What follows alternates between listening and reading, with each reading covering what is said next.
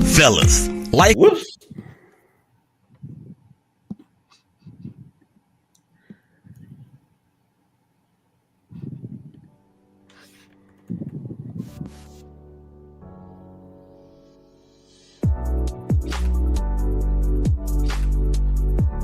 And we are back. Second segment. Hashtag Brothers of Baseball Show. BGC Sports Network. There's Anna. There's Mike. Of course, I'm Willie. And we're going to get into our teams here in just a moment. Man, I'm telling you, we were talking off air just a few seconds ago, Mike, about how it's been rough. A rough week for baseball. I said it's been a rough 3 years, and you and Anna kind of laughed at me. So here we are. How y'all doing? Y'all okay? Yeah, doing good. It's Monday. Anna? As good as you can be doing. Yeah. You know, when your team is doing so famously. So Yeah, unfortunately, we got to talk about it, and we're going to do that here in just a second. Just in case you guys missed it in the first segment, we have the good, the bad, and the ugly. And Mike Trout. I'm going to ask you guys about Mike Trout here in the second segment, just to get your quick thoughts on what he's doing. We're also going to talk about, and I didn't put this on the outline, guys, but it hit me a little while ago that we need to talk about Jackie Robinson Day, of course, which is on Tuesday, April 15th, every year, where everybody wears number 42. So we're going to talk about that here in just a moment. Before we go any further, this second segment, it is being brought to you by us. Who is us? We are us. Who is we? We are the Big Game Christian Sports Network. That's right, baby. Of course, we are. And we thank you for tuning into the hottest future forward online sports network in the collective galaxy. The BGC Sports Network, hashtag BGCSN1 and hashtag BGCSN2. Stream us while you work, cook, or clean at home on Alexa by saying, Alexa, start, almost at Alina. Alexa, start BGC Sports Network. And check out bgcsports.net for schedules and upcoming events. All right. So, Anna, Mike, last week was not the best of weeks for any of us, especially for Mike, whose team came off of taking 2 of 3 from the then undefeated Los Angeles Dodgers. The Los Angeles Dodgers have fallen on hard times, and I cannot be happier about that. But, Mike, the Braves, and also for you, well, it was just the Braves for you guys last week because if I'm not mistaken, you guys lost 2 of 3 to the Braves. Is that right? Man, 2 of the 3 of the Cardinals over the weekend. Yeah, okay, yeah. So it was 2 of 3 to the Cardinals. And We're 6 on the road. Yeah. And here was the thing about this. In that card series, it was the first time the Cardinals had beat the Phillies in a series in 11 tries, in the last 11 tries. So 2 or 3 to the Braves down in Atlanta, 2 or 3 to the Cardinals in St. Louis. Any pause for concern for you at this moment after a rough week in the land of brotherly love?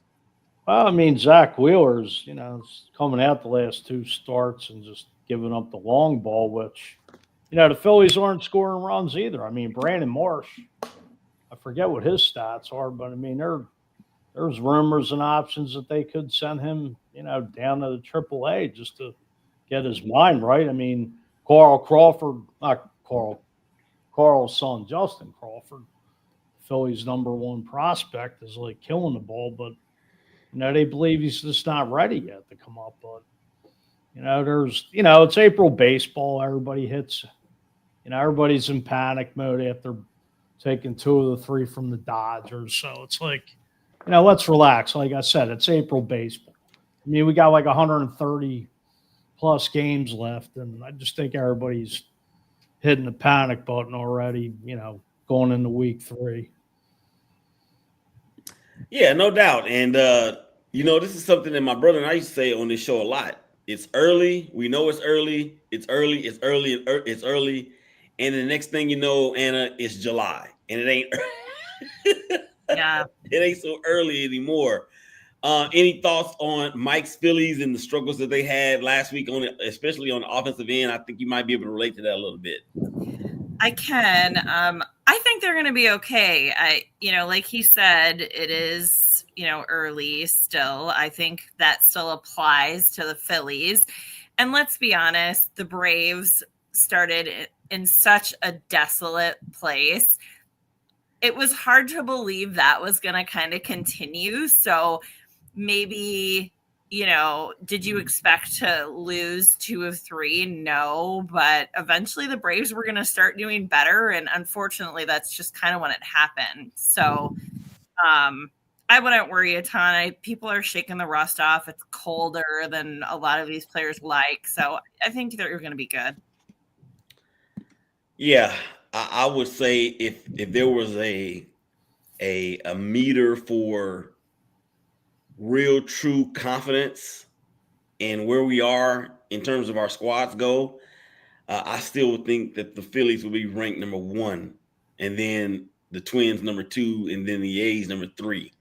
That's my thought about it. It's still early, of course, and that's a little bit of surprising news about Brandon Marsh. I mean, I understand he's been struggling, and maybe he just needs to be sent down to get his oil changed or his mind renewed or whatever.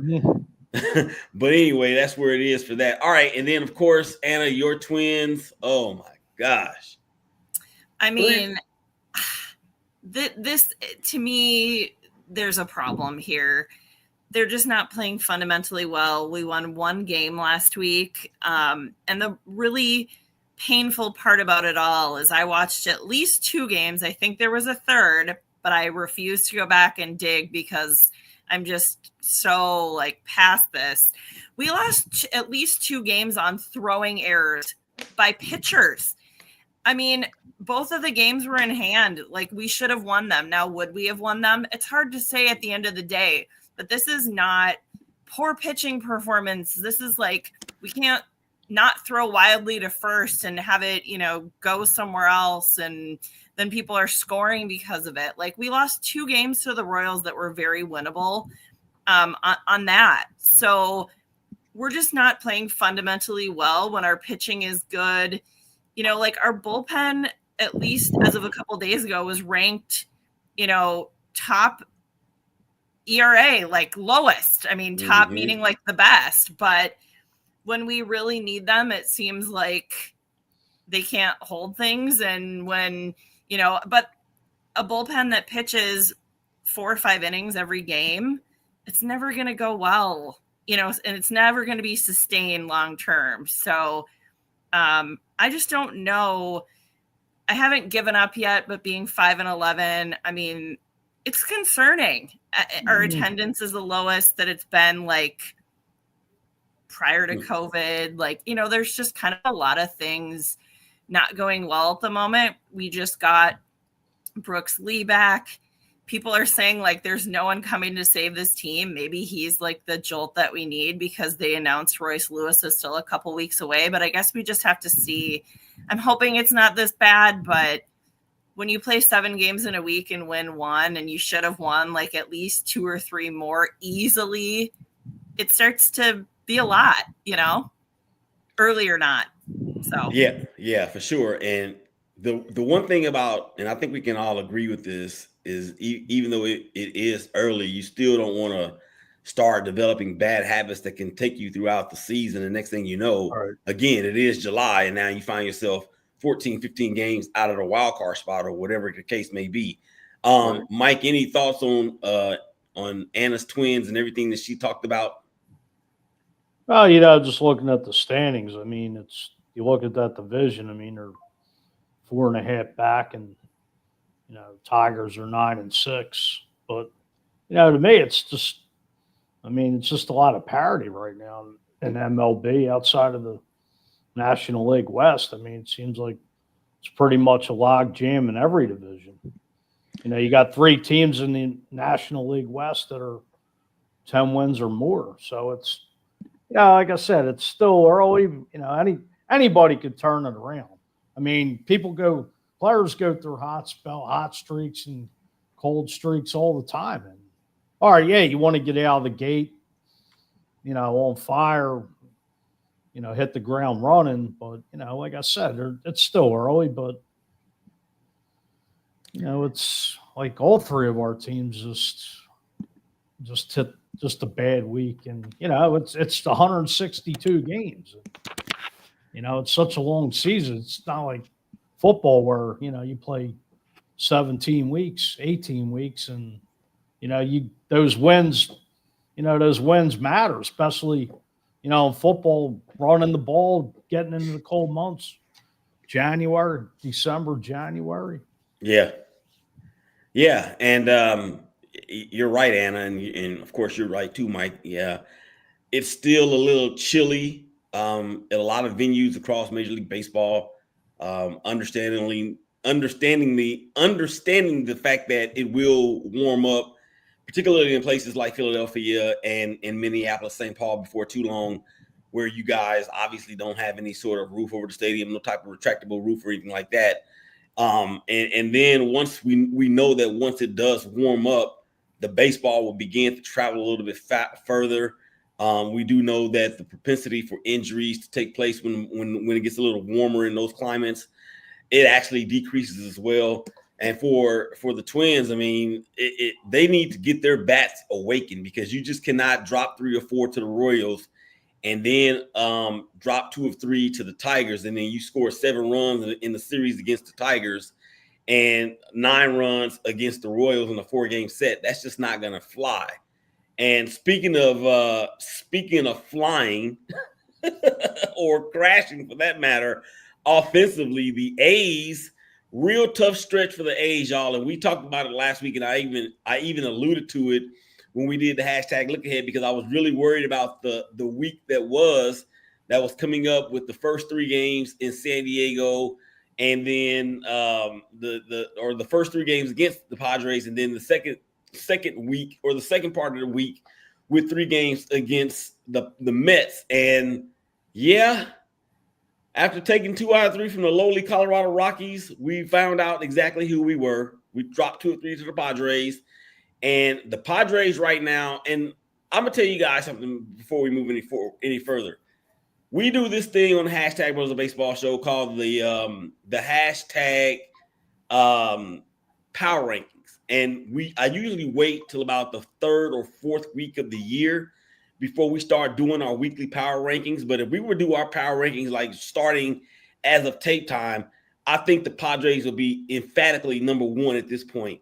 And then, of course, when you talk about the A's and Brent Rooker and his struggles so far at the plate, I know they're not going to send that guy down, because they just signed him to an extension. They're not going to send down Butler at all either. So, I mean, and for the A's, we can't use the excuse of the weather because we play in Sacramento. So, and those games have been in Sacramento, Seattle, as well as San Diego. And Seattle has a retractable roof. I'm not sure if the roof was open or closed during that series, or during that.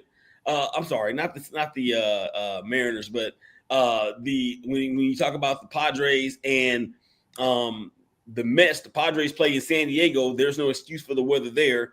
So that's just what it is. All right, Mike. So give me the lowdown from the outside looking in on the state of the A's and what you see that concerns you there. No, it's like I was saying. I mean, as far as standing wise, it's Rooker, which I have in fantasy baseball, is just not coming around yet. And I like you said, I believe once it gets a little warmer, that the ball will start jumping off the bat, and the pitching, got to get it going. But I think the A's will be all right. It's just a shame they're basically a team without a city. But like I said, if they ever want to come back to Philly, we'll take them. Is the vet still open? We'll go play at the vet. How about that? Nah, no more vet. I wish. No more vet. All right, Anna. Any reaction to what Mike said about my Oakland A's in terms of I'm not. I wish I had as much confidence as he does about the A's being okay, but I'm interested to hear what you have to say. Well, I mean, this is probably going to sound hypocritical in the sense that I have more hope for them than my own team at this point. But Mike brought up a really good point.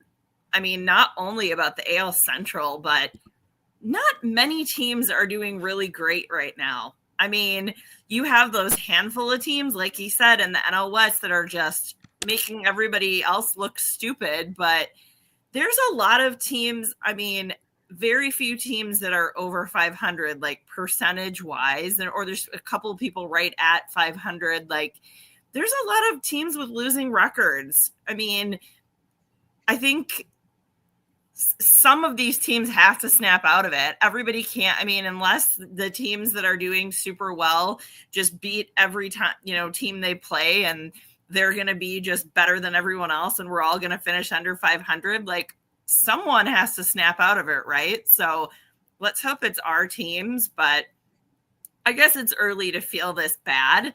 When I look, the Athletics only have one more win than the Twins. So here I am feeling like the sky is starting to fall, and there's a lot of teams on that same boat. So probably just kind of need to see what happens at this point. Yeah. You know what they say, right? Misery loves company. I need to keep looking at the standings so I can be in company, because that's All right, guys, we got about 2 minutes left to go in the segment. We got to put up the social shake, and it was a Twitter poll at SHKBKMEDIAGRP that was put up last week. Actually, it wasn't last week. I think it was on Friday, or it may have been Saturday for that matter, because I was like, yo, I need to put a poll up so we can talk about it. And I usually do like 2 days worth of votes, but because we were up against the time crunch and we did not get an opportunity to record on Sunday like we normally do, I graciously had a little bit more time. So the social shake for this episode comes from, of course, the Twitter feed. And the question goes, yo, which one of these hashtag MLB teams do you want to see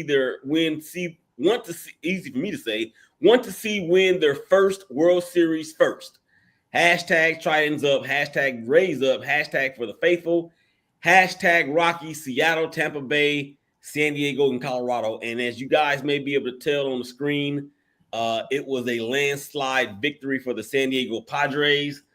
I'm interested to understand, or I'm interested to find out why you guys, and if you didn't get a chance to vote, that's my fault because I didn't send it to you. But I'm interested to hear from you guys why you guys think San Diego was the overwhelming favorite. Anna. I mean, I voted for them partly because of the ones you have listed there. Like, they have the greatest chance. So, I mean, I think at the end of the day, like, they have the best opportunity to edge the Dodgers. So when I vote on these kind of things, I tend to like go for what I feel like is the most realistic. So, I mean, there's not a ton behind my, thought process here. Maybe people feel that same way, but to me, they're just realistically the closest of any of those teams. And because of, where they are, I think there's a lot of fans there that some of these other teams don't have. Let me stop you real quick. We got to go to break. Mike, I'll get your take on the other side. Hashtag Brothers of Baseball Show. Y'all come back on the other side of the break and holler at us. Okay.